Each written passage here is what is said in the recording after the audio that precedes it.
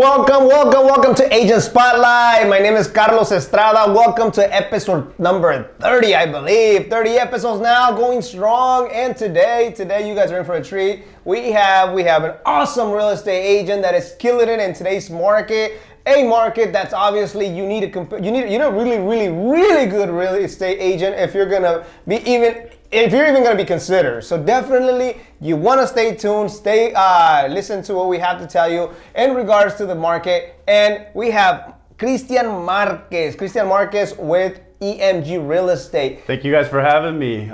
It's a pleasure being here. Hey, my man. Thank you very much for taking us up on obviously the invitation. Of course. A little bit about what the show is about. It's about those real estate agents that are really making it happen. Real estate agents that are really, closing 2 to 3 transactions, 4 or 5 transactions. The ones that are really involved in the real estate world. You know what I mean? Christian, really quick, let's get to know a little bit about who you are, what you do, and how you can help people. We know that the majority of the time, people that are listening today don't have the opportunity to pretty much interview different agents. They usually, just pick the first one. We're hoping that through this show, people get to know who you really are. Christian, a little bit, what's your background and what did you do before real estate? So before this, I used to do marketing. I went to school for marketing and I got a degree in that. And I was dabbling in that field, but as I was in college, I actually had my license for real estate. So I always did real estate, but after a while, doing marketing, I realized, the money's in real estate. If I can just transition my marketing and do it for myself, it'll really help me with my business and help, my clients when I'm selling their properties, when I'm helping them advertise for that, listing, trying to get the top dollar and everything. Right. And you need it, right? I mean, when it comes to real estate marketing, is obviously one of the key components. Why? Because if you are selling somebody's home, you want to have a professional that actually knows how to give, I guess, the true value of what your property is.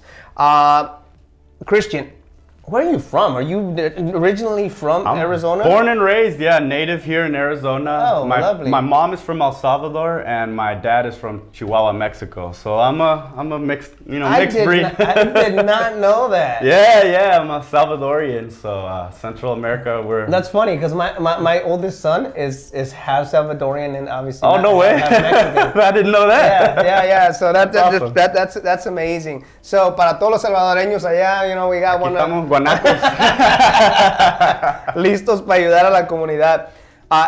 Christian, if you were not a realtor, if you were not a real estate, what do you think you'd be doing today? I'd probably be back there in the marketing offices helping out people with their businesses. It's a fun, I still do it for a couple friends and family members, but it's more of something that, if it wasn't my passion in real estate, my passion is always marketing as well. Marketing. So it's small business marketing, is that what it is? No, I actually work with big guys like Bob Parsons. Have you ever heard of him? I don't know. He's the owner of GoDaddy. At the time, I was working for Carrie Martz, and she had an agency. He bought that agency out, and then he had me hired in as one of the guys to help him for a couple things. That's truly amazing. Yeah. You know what I mean? They obviously you have that expertise. We're not talk bad about any other agents, right? But it's one of the key components that you should have as a real estate, and that's just my personal opinion. Once again, I mean, you are, especially in this market, right? That people are listening today, they want to sell their house. They're going to call you, and you're going to tell them exactly, hey, this is what needs to happen in order to do, top dollar. Today's market has a lot of companies obviously advertising, hey, you know what? Sold in so-and-so time, sold in so-and-so time, usually what that means, I mean, and I'm listening to this and being in the space, I'm thinking like, you're gonna list that property super, super cheap. So you can sell it in that amount of time. That's just my personal opinion though. Yeah. You know what I mean? I mean, maybe there's a trick out there that you know what I mean, that can accomplish that, but can you agree with me? Yeah, definitely. There's tips and tricks. There's definitely little things that you can do to tweak things to make it happen. Obviously, like if like you said, you lower the price on a property, you're gonna get a bidding war started, and that's gonna get people to start, throwing higher offers. There's a lot of different things that you can do in order to market properly the property to get the most views, in order to get the highest amount possible. So, right. And definitely. Have you seen that in today's market? I mean, what's happening out there? Because I know know, I've seen it in the news. You know, I see it all the time where, hey, there's like, it's like, están vendiendo pan caliente, you know, there's this big line that's out. So the main reason for that, it has to do with inventory and so supply and demand, basically. Right. Inventory and how many people are looking to buy a home. So right now, I mean, there's really low, this is the lowest inventory I've seen in the 7 years that I've been in the business. Right. And with the amount of people trying to still buy a home, even though there's, you know, there's like around 40,000 people looking for around 5,000 homes in Arizona, you know? Right. So that creates a big demand, and that's what's pushing these prices really high up now. Yeah, I mean, so, it's a bit of marketing. We have gotten a lot better at marketing. We have social media now. We have a bunch of,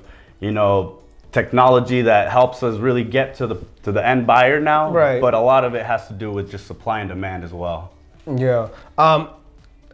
Christian, do you remember the first house you ever sold? You said you started about 7 years ago. Yeah. You know, I know a lot of, you know, you sold many homes after that. I like to ask that question because here's the thing. This is what I want to ask. It's like, is it still the same accomplishment that you feel every time you deliver keys or every time? So it's a little different for me because my first home was, I bought my first home. Yep. The reason I got into real estate was for that reason. I was looking to do investments and I had saved up a bunch of money and I was like, you know what? I was watching all these HGTV shows and I was like, I want to be the next flip guy, you know? Yeah. And I thought first thing you need is you got to get the property. So I went to a realtor that my parents used and he was lucky enough to tell me, well, look, man, like you're ready to go. You got a list. I had a list for him of like 20 homes I already wanted to see.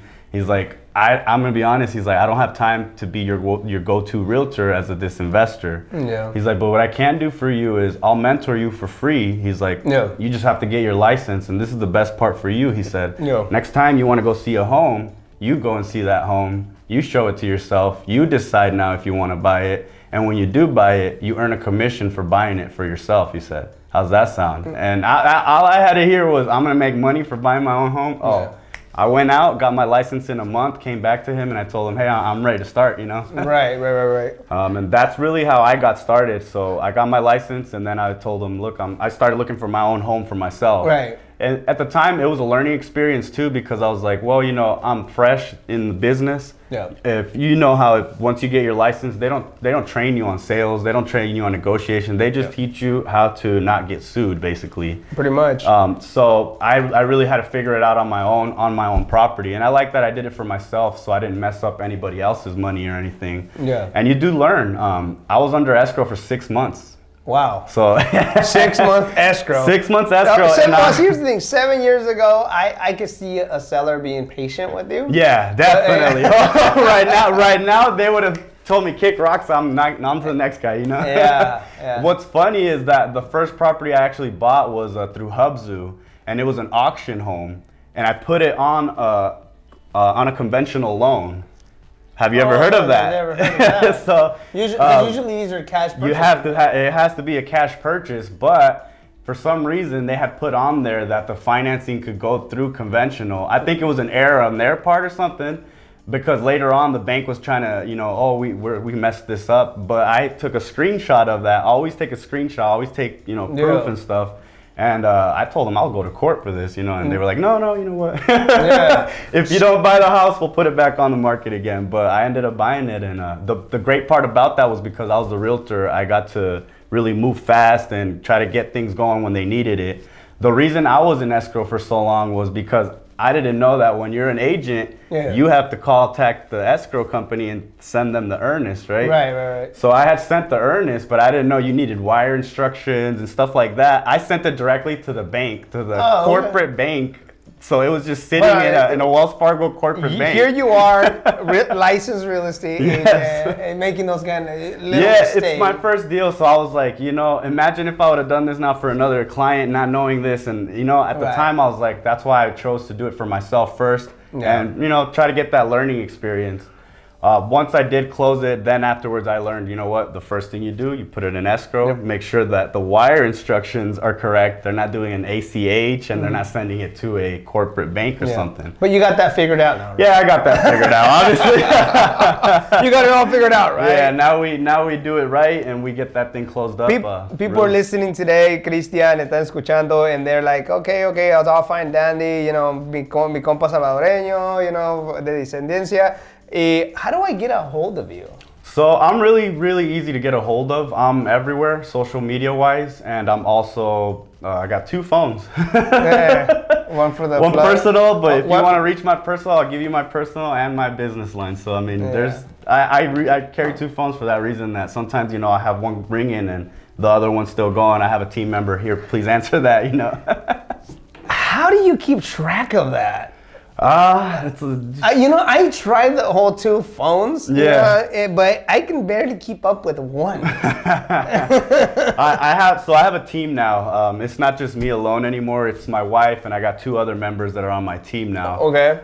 So for that reason, I'm always with somebody else. For today, I just came alone, but I'm usually with somebody else that I just handle one of the phones to, and they're handling that phone, and I'm handling one of them. So, social media, can they find you? Facebook, Instagram, Snapchat. I don't do too much Snapchat, but I just like to post homes. TikTok, I'm on there, but I'm not really too much. How do they find you? Do you know your tags?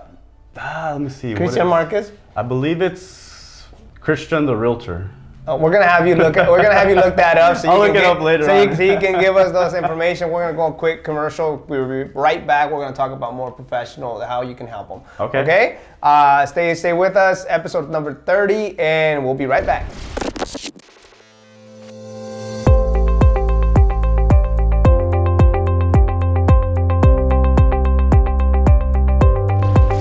Hello everyone, my name is Celine Iniguez and I'm at the Tempe office at Drake's Title Agency.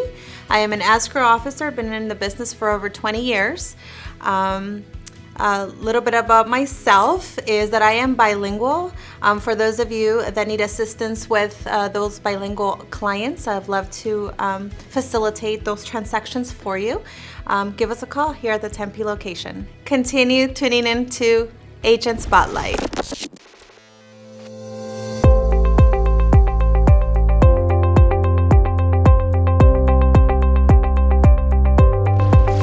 Hola, ¿qué tal? Regresamos. We are back, guys.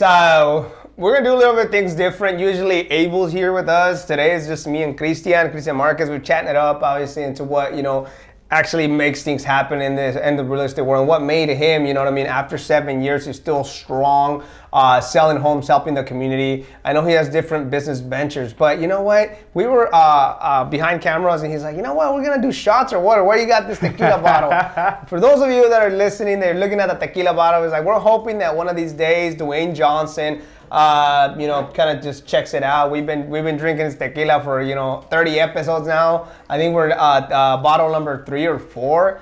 We lost track, but yeah, something that we do, man. It's we take a shot. Well, obviously, whoever's, you know, open to it. And it sounds like you're more than willing to. I'm open. So we're gonna pour a little shot, and as we're continue talking more professional, as into, you know what, how you can help them. But before we do continue, we do ask a question. We like to play truth or dare in order to just kind of, you know, just see how you react under pressure. So I'm going to ask you, would you like it to be a truth or a dare question? I'll do truth or dare, whichever way you want. Well, you big, it's a question. Let me do truth. Truth. Alrighty, my man. What is your biggest fear? My biggest fear? I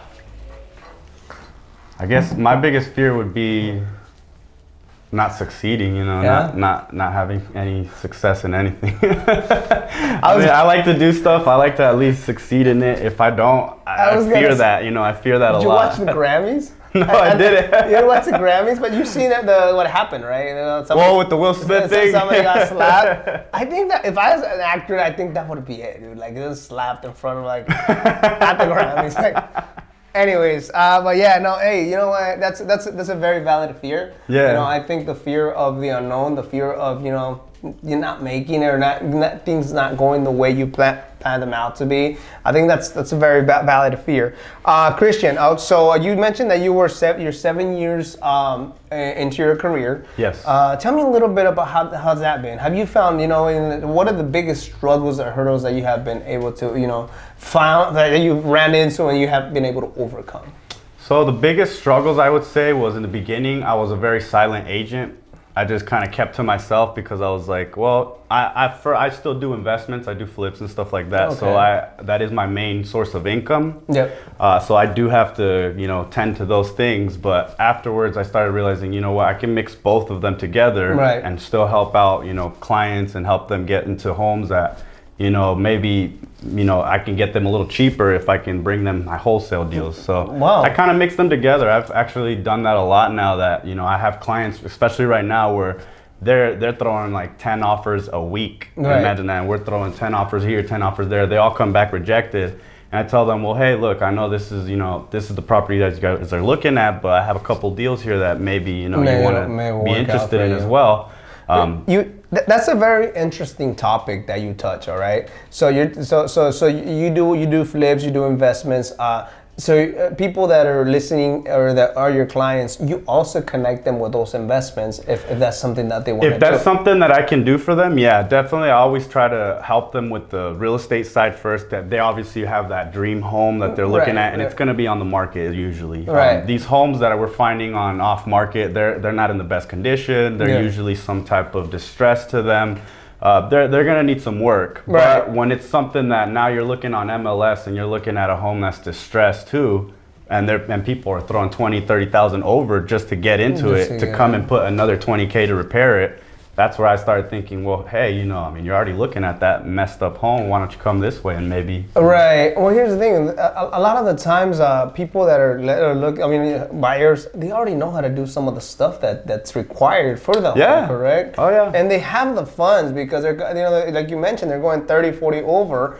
The majority of the time, if it's an investment home, is there a bidding war there too? Oh, yeah. There's sometimes bidding wars, but it's not as much because you're direct to the buyer, to the seller, I would say. Okay. So I usually touch base. If I'm getting that deal, most likely nobody else has talked to them. Okay. And that means that I'm the first point of contact. They don't really understand the market. They're selling it to me now. Yeah. And now I'm selling it to my client, hoping that they can connect that together and make a little money in the side on that. Well, there you go. And two, right? I mean, if they are looking for that home that they're able to remodel, it seems to me like they can gain equity at a lot of faster rate. Yeah, and like the reason I like to do my investment side, I'm not those guys that I'm not trying to squeeze every penny for every assignment. Right. I'm just trying to help my client out as well. Right. So it helps me out. I'm getting a little bit of money on this side, and then it helps me out, for getting my clients into a home where now they can tell their friends and family like, hey, maybe you're getting into a home with this agent, this guy got it done.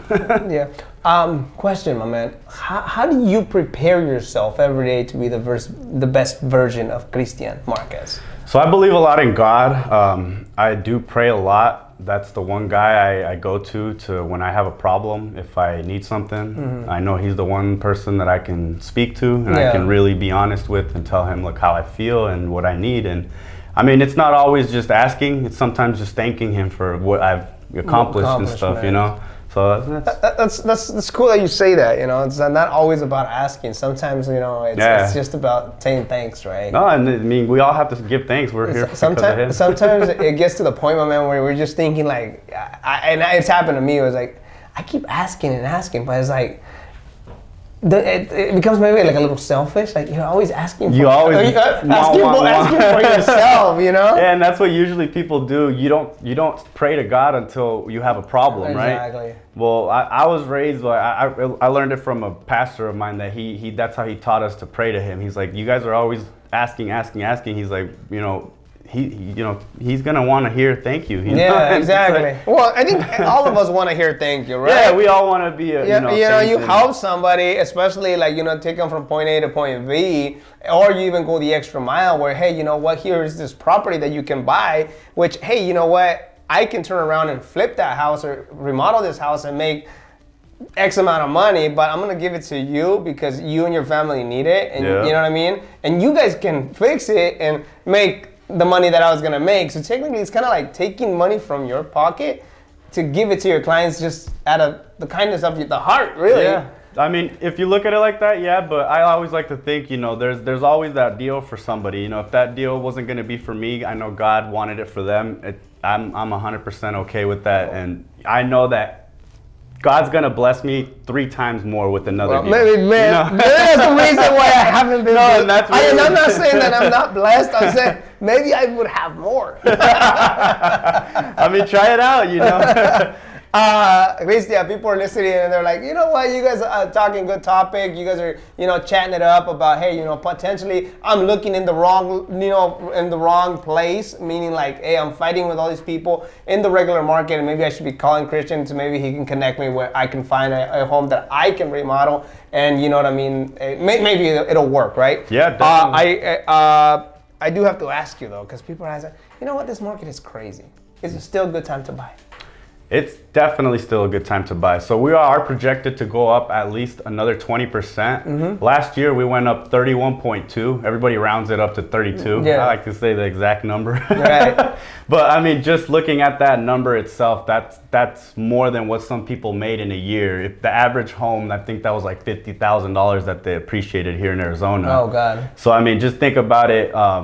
Just sitting there making $50,000 just for living in your home. Yep. You know, that's somebody's paycheck for a year. That's a good topic. I mean, here's the thing. Think about it. I mean, this is just you not doing absolutely nothing. Nada. Just for living in your home and sitting pretty in there, you know? Yeah. And another topic too, I guess key point is, hey, you know what? If you're buying your home to live in it for your family and you're able to afford the payment, it's always going to be a good time to buy. Yeah, and I always tell people this. So the interest rate on rent is 100%. Just think about it like that. Yeah. Every time you give your landlord a paycheck, that means that that's never coming back to you. Now, every time you're making a principal payment, yep, or you're doing any type of payment towards your mortgage, that's a little savings now that you're putting towards your home that now in the future will be yours to keep, you know? Okay, Christian. Representation. How important do you think that somebody finds good representation? Right now it's the most important thing, honestly. So I'm telling all my new guys, because I have 2 new guys that are coming into my agency, and I'm trying to train them, and they're kind of scared. They're like, oh, well, how am I supposed to compete against this veteran that's 20 years in, or that's 7 years in? And I tell them this, right now, this market is new to everybody. Right. Whether you've been in the game for 20 years, whether you've been in the game for 5 years, it's brand new. This has only been going on for the past 2 years now. Right. And I think, I don't know if this is, moving forward, this is what we're going to be seeing more now, but for the next year or so, I think that it's going to stay the same. That's an awesome concept that you just brought up. This market is 100% new for people. So new agents coming into the market this is going to be their norm, right? Hey, this is what we came in with. So if market does correct, because that's what if it does correct, so they're gonna just be accustomed to negotiating tough deals. You know what I mean? So I say you're in the best time to come in if you're an agent, a new agent. It's the best time to come into the business because it's kind of like getting into it when it's already like on fire, right? Yeah. So anything from here that you could learn, it's all downhill. It's all downhill from you. That's a very, very interesting way to put it, right? Because a lot of people, new agents, are like, man, I'm frustrated. Why? Because I can't land a deal. Because before it was like, I think it was like 6-8 months. That was the average of a new agent to land a deal. 3 months was like barely getting stale, Yeah. Now 3 days, what's wrong with the property? Yeah, exactly. So definitely. Christian, your phone number so people can get a hold of you, and we'll finish it off with a nice little toast. Awesome. So my number is 602-531-0154. My website is the Marquez Group. And for social media, I am Christian Sells AZ for Instagram. Yeah, Christian Sells AZ. Christian Sells AZ. Thank you very much for being in the show. Thank you guys for having me. Cheers. And here goes to Dwayne Johnson. The Rock.